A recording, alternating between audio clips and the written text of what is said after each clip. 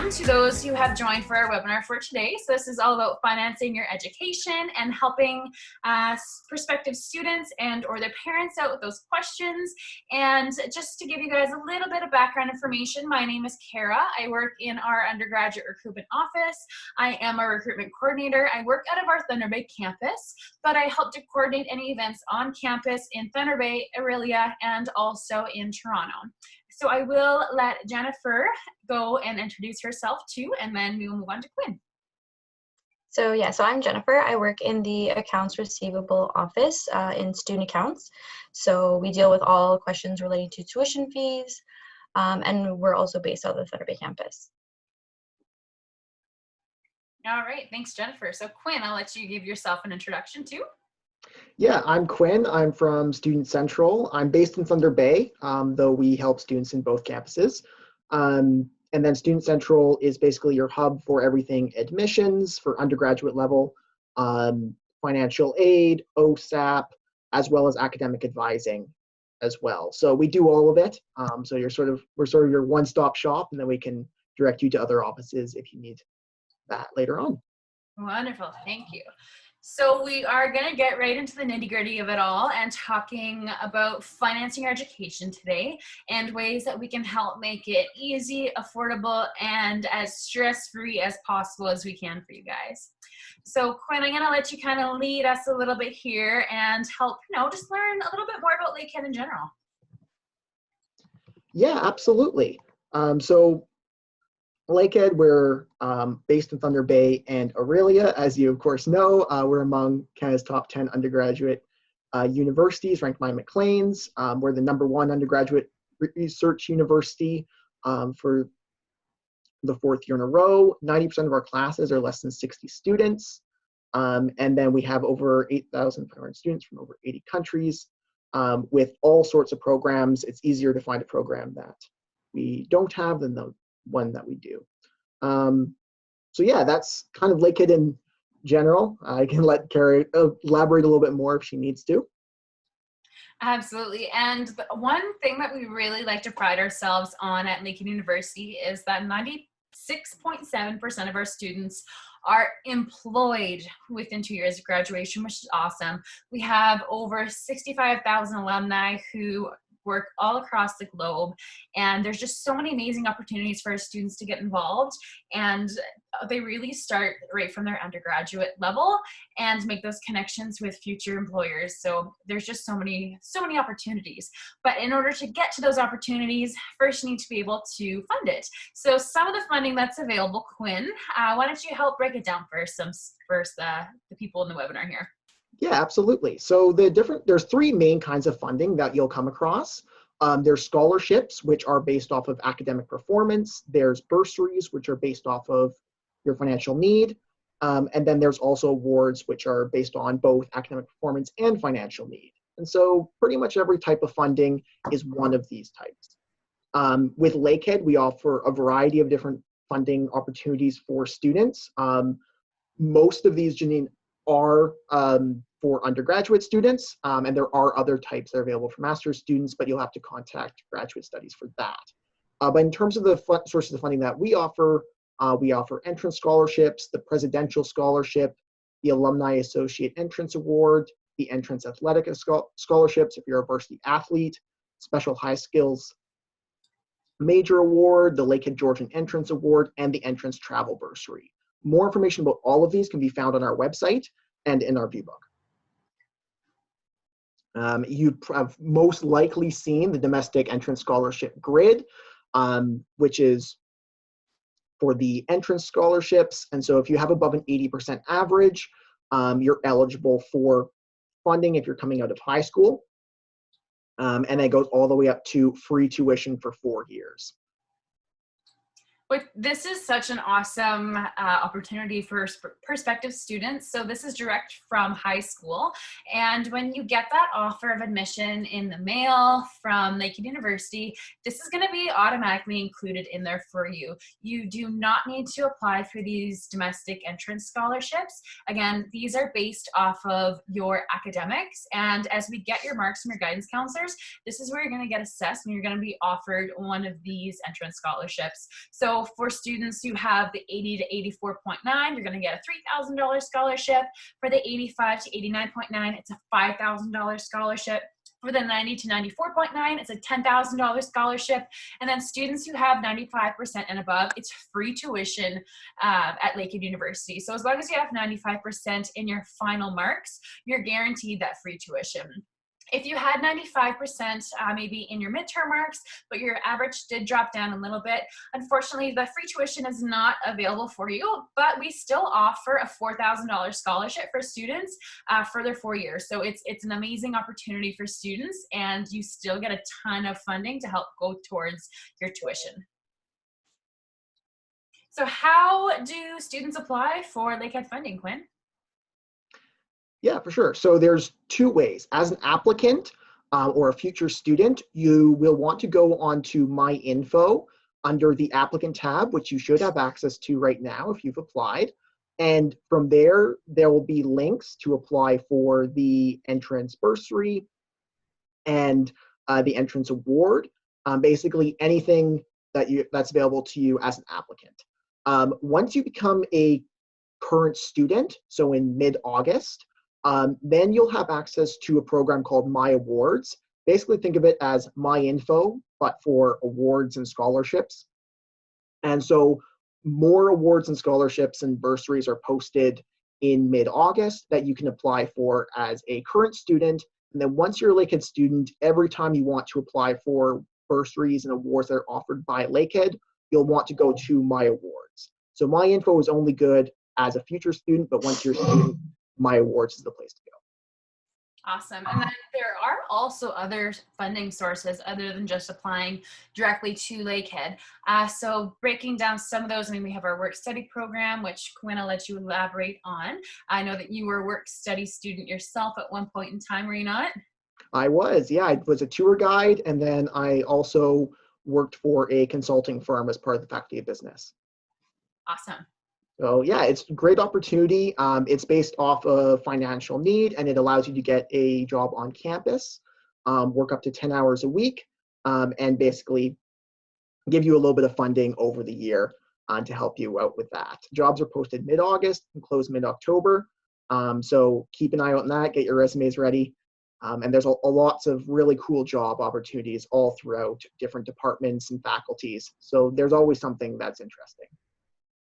And then getting into some of the other sources of funding, we have our ever so popular OSAP, which we'll elaborate on a little bit further. We have student lines of credit you can apply through different banks, and then also savings. So exploring student loans, getting into the fun stuff and the nitty gritty. So Quinn, can you do a little bit of a breakdown on what OSAP is? Yeah, for sure. So OSAP is a pretty common tool that students will apply for.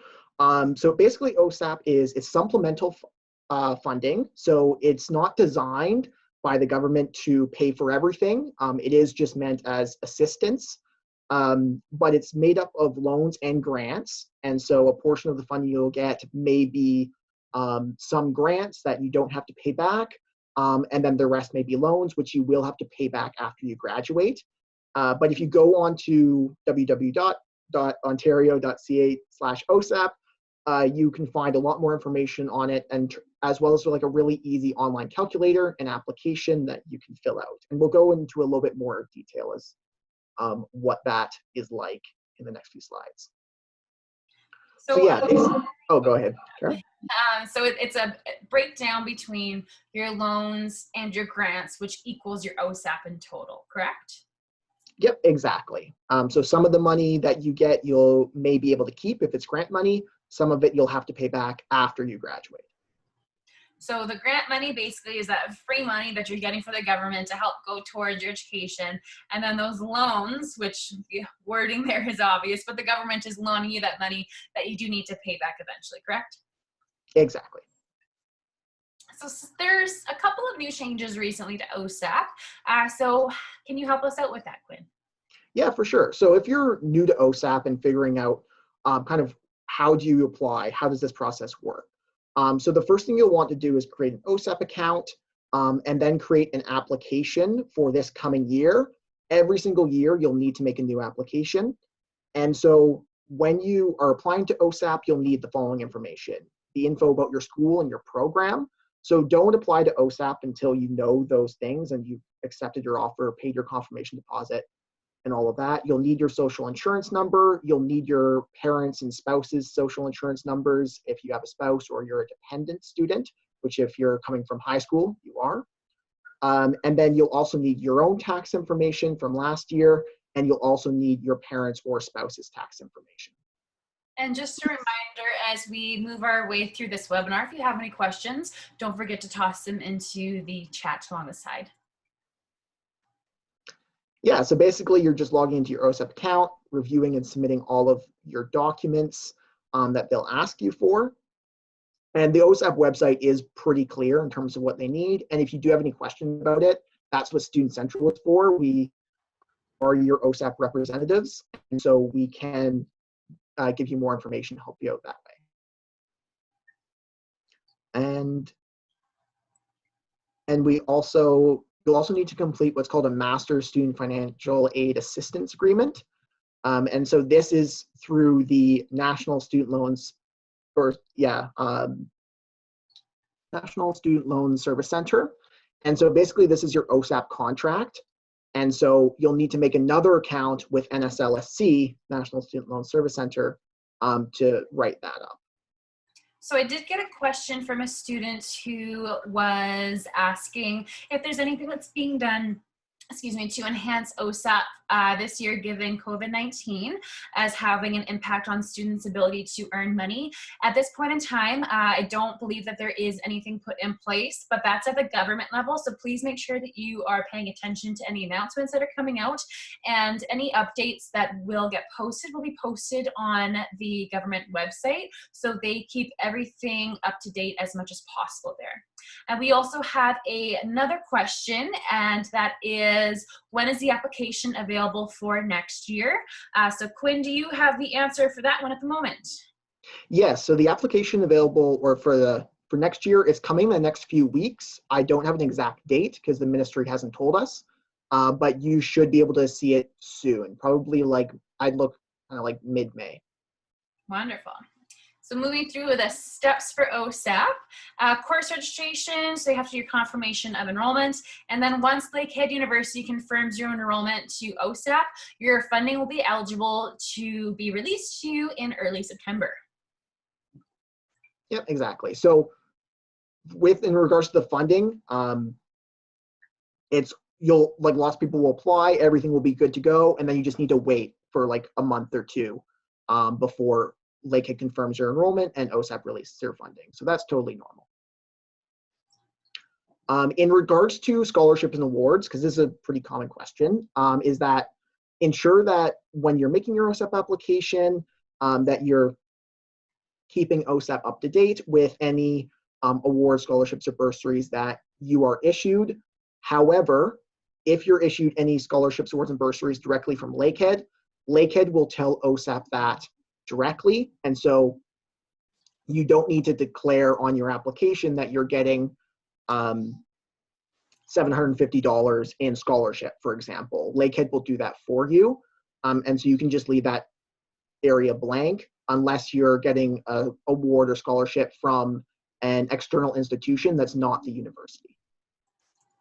Perfect. And then we also have a question. So if you've applied for OSAP for a different program and are transferring to Lakehead, do I need to start a new application? I'm assuming the program you applied for was for a different school, in which case, yes, you would need to make a new application. If the program was a Lakehead program, it depends on like the timing, in which case I would recommend reaching out to Student Central and just say, this is the situation, and we can guide you further, as there's some a little bit nuanced there. I don't want to give you the wrong answer over the webinar. And another question, Quinn. So after accepting your offer, do you need to make a payment to secure your spot as a student? And if so, how do you do that on the website? Yes, you do. Once you accept your offer, there is a non-refundable confirmation deposit of $200 that you have to pay. And we'll touch on that later on with Jennifer. But the link is on My Info under the applicant tab. And then another question before we move through our slides here. When will when we find out about funding for spring or summer sessions? So spring, summer tuition fees, I'm assuming is what's being asked? When we What, find out Jen? on funding for them. Or Well, for they funding. accept. I know the spring, summer bursary is going to be released in the next few days at the beginning of May 1st. And so I would keep an eye out on that. And then if it hasn't been already released, yeah, May 1st would be the date when all of that is going up. And that spring and summer OSAP should be in the next week or so it's being released. So moving through some of our OSAP frequently asked questions. Obviously some questions have been coming through in our chat, which is great, but now getting more so into some of the more frequently asked ones. So Quinn, I'll let you take this one away as well. Yeah, so when can I apply? When does the new application open? So it was originally set to open in April, that changed. But the deadline to apply is 60 days before the end of your study period, which if you are studying from fall until winter, you could apply like well into your study period. I wouldn't recommend it. I would recommend applying as soon as you have all the specifics down, and then that way you can get your funding earlier. And do you have to apply every year? Yes. One OSAP application is only good for a maximum of 52 days, or sorry, a maximum of 12 months, 52 weeks. So you'll want to apply every year. And a couple of questions that I have coming through, Quinn. So it's not a question specific about OSAP, but wondering if you could help out. So an example, if you receive an entrance scholarship from Lakehead and you receive a scholarship elsewhere on top of the entrance scholarship, are you able to save the money from outside scholarships for your second and third year? In terms of that, I mean, for Lakehead scholarships, no, they are applied to your account, but you don't need to tell OSAP that you got them because we'll tell them for you. If you tell OSAP, then OSAP will think you got twice as much. If you got an outside scholarship and you don't tell OSAP, that could have effects in terms of your tax information if it's income, and getting into like a fraud situation. So don't do that. If you get scholarships this year, tell OSAP. And some other questions that are coming through are, I applied for an extension for OSAP for the spring or summer. I'm just wondering when I'm going to find out the details. Yeah, so I'm assuming if you did a spring summer extension, they're currently being processed and you'll have an update soon. If you applied for like a brand new spring summer OSAP application for full-time studies, then check your OSAP account and it should give you an idea of when you can expect that funding. It'll give you an estimate. If you are unclear, reach out to Student Central and we'll go into your account for you and we can give you more detailed information. And that should be coming out in the next week. So if you keep an eye on your OSAP account online, you should be able to get that information pretty quickly for yourself. So I see a question from Stephanie came through. Is there a deadline for applying for this summer semester OSAP? This is my first time applying for OSAP. Yeah, great question. It all depends on when your study period is and how long it's going for. If you're a new student and you're like doing like a summer transition program, for example, and it's ending in April, then you'll want to apply soon so you can get assessed soon, but the end of your study period would be in April. And so you would still have that 60-day deadline. If your classes are only over the summer and you're not taking any classes in like the fall or winter, then that 60-day deadline does apply still. But at that point, you'd want to just make your application as soon as possible. And then one other question before we move along here. So is there any way to submit our volunteer hours without the assistance of our guidance counselors? So a non-OSAP related question.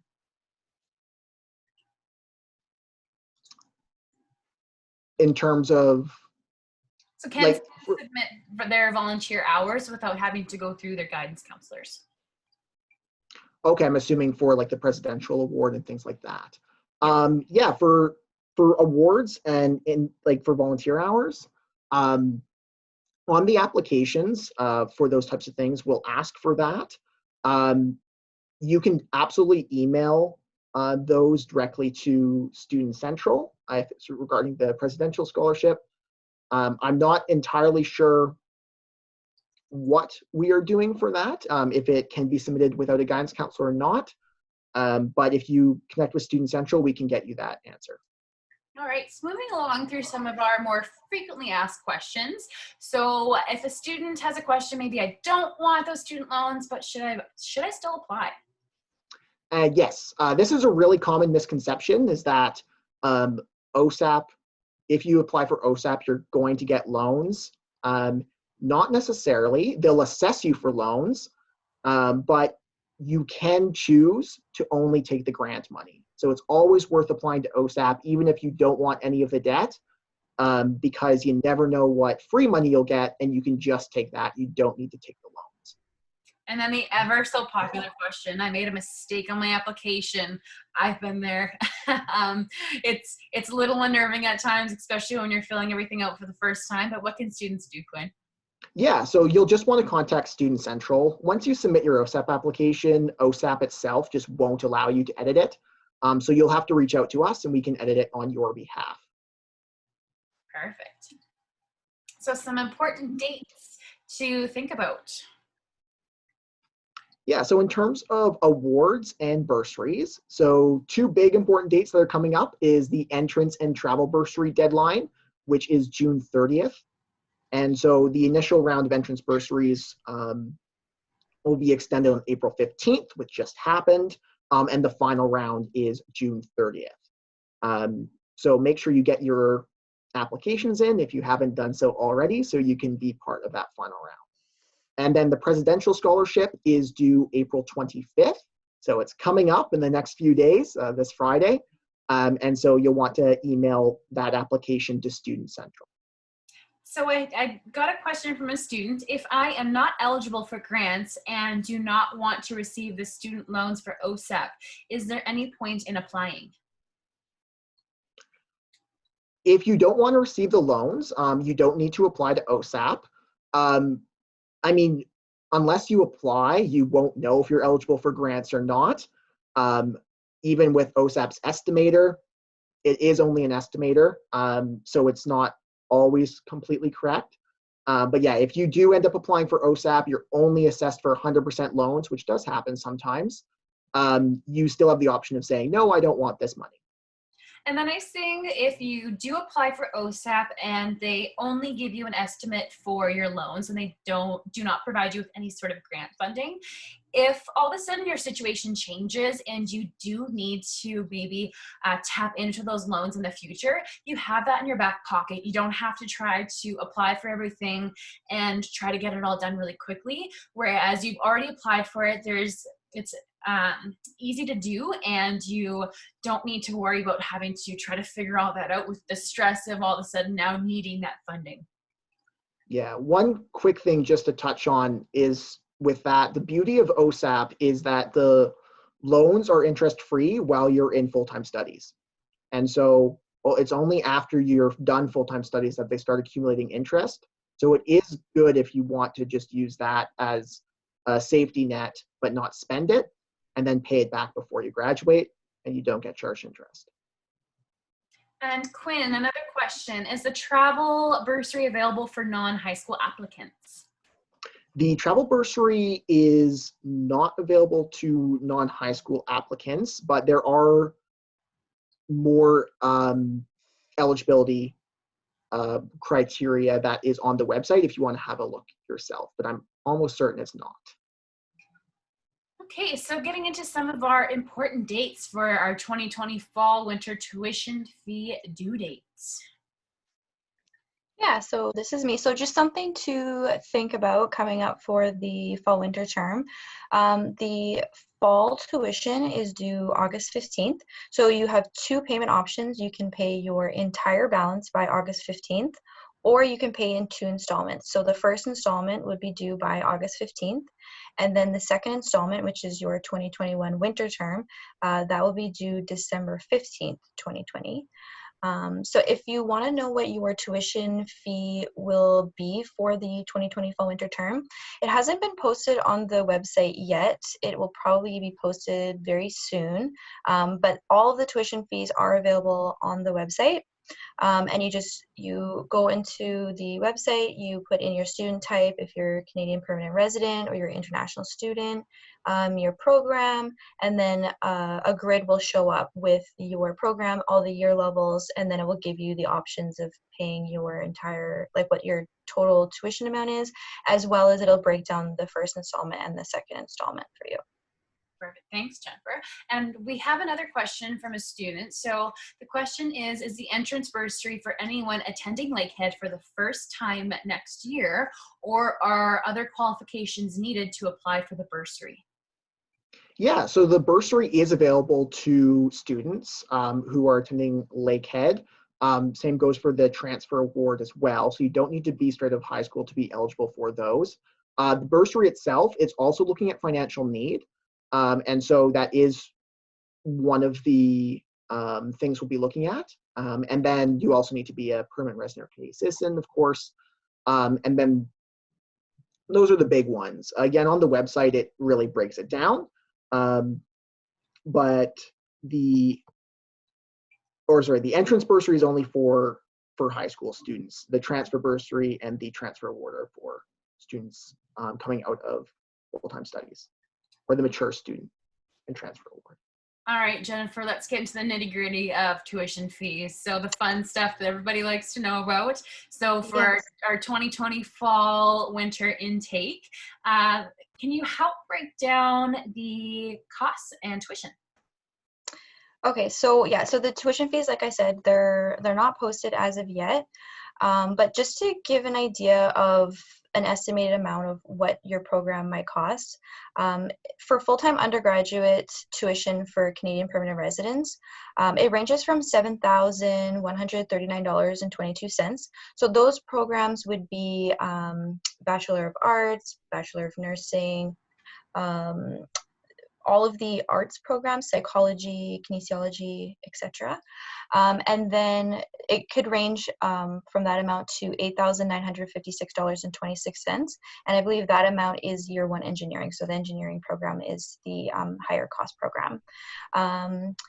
And then that's also excluding law. That full-time undergraduate tuition for international students ranges from $26,154.71 to $33,254.37. Again, depending on the program.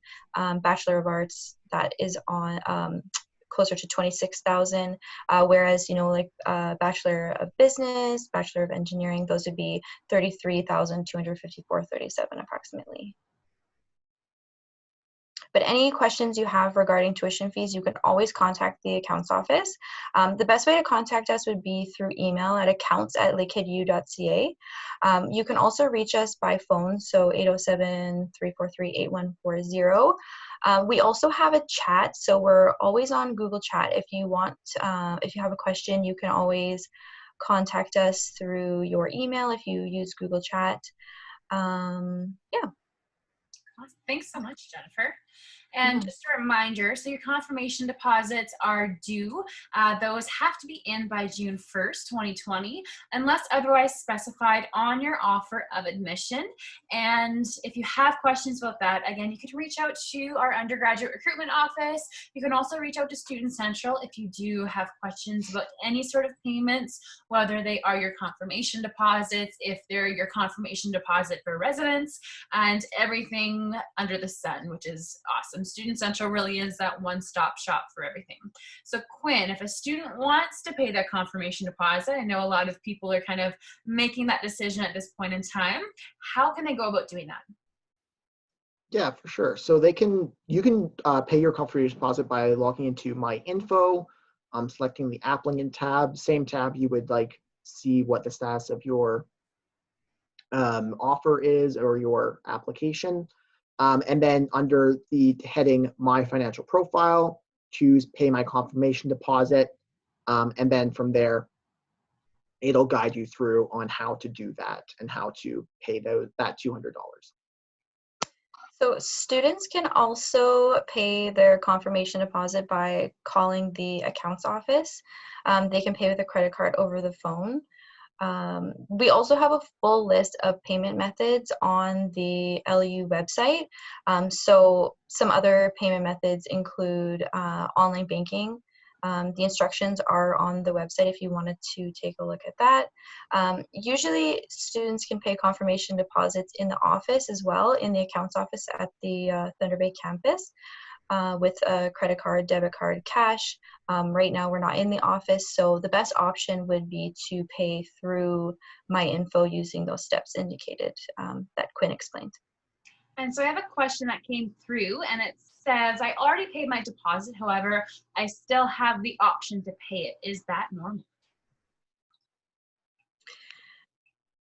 I am not too sure.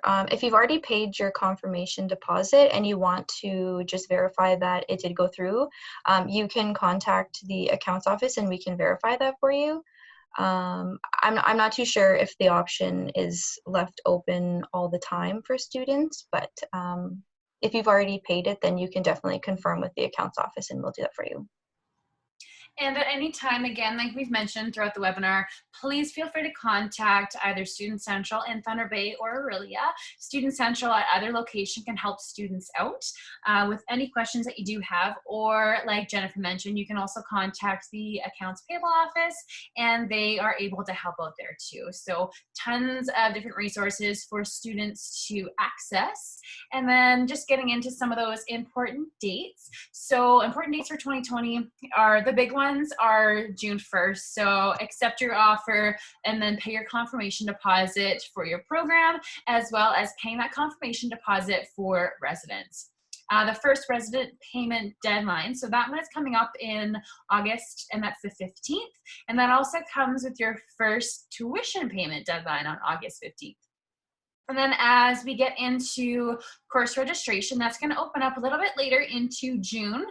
There is the pre-registration builder, which opens up a little bit earlier, but you cannot actually register for those courses.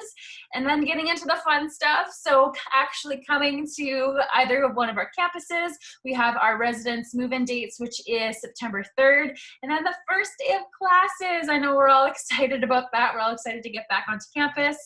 And then our fall study break, and then that last second tuition payment deadline, that one is later into December. So just as we move through, again, if you have any questions, you can book virtual meetings with recruiters.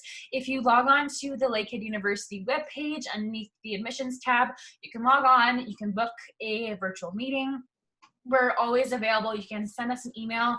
Our phone line is working, so if you do want to give us a call, you can definitely contact us that way. recruit@lakeheadu.ca is another one. Really just head to Lakehead page. You're going to get prompts pretty much anywhere you go on how to connect with students. We really are here for you if you have any questions. I see one question just came through. How much is that residence deposit?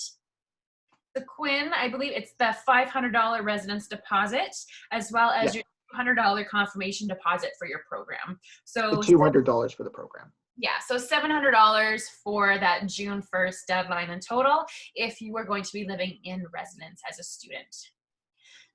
So I'm just gonna leave it open for just a couple more seconds if anybody does have questions. But again, we really hope we will be able to see you in September. We're looking forward to having students back on campus. It was great to chat with everybody that was here today. I just wanted to say thank you to Quinn and Jennifer for hopping on and joining us. And again, like they mentioned, please feel free to reach out. We are more than happy to speak with you and help you get through this exciting time on becoming a future Thunderwolf. So thank you very much, everybody, and we hope to see you soon.